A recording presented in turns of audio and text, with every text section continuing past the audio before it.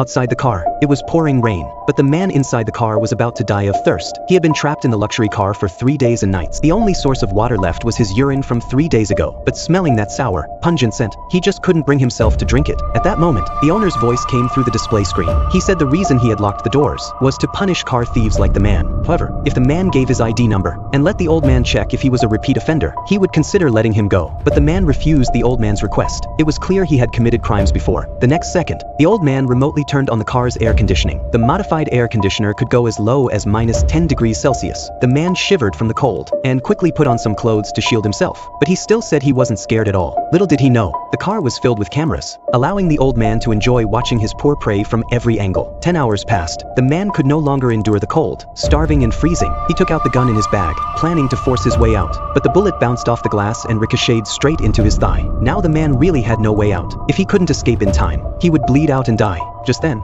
a woman passed by. He quickly shouted for help, successfully catching the woman's attention. But strangely, when the woman reached the window, she just applied lipstick. It turned out the old man had already turned the glass into a one-way mirror. From the outside, it was impossible to see inside, and the car's soundproofing was top-notch. So the gunshot earlier had attracted no attention from passers-by. The man had to take off his shoelaces, tying them around his wound to stop the bleeding temporarily. He begged the old man to let him go, and said he would voluntarily go to the police station and confess. He even gave the old man his name and ID number as requested. He thought at least he would survive now, but instead, the old man hung up the phone. The man gradually bled out in despair and fainted. When he woke up again, he found that the bullet had been removed from his foot, and the wound was completely bandaged. He realized that the rich man must have come into the car, but he couldn't understand why the old man wouldn't let him go. Just as he was wondering, the old man called again, angrily telling him that after checking his ID, he found that he was a thief who had been to prison 3 times, a repeat offender, and to teach him a lesson, the old man decided to give him a huge punishment.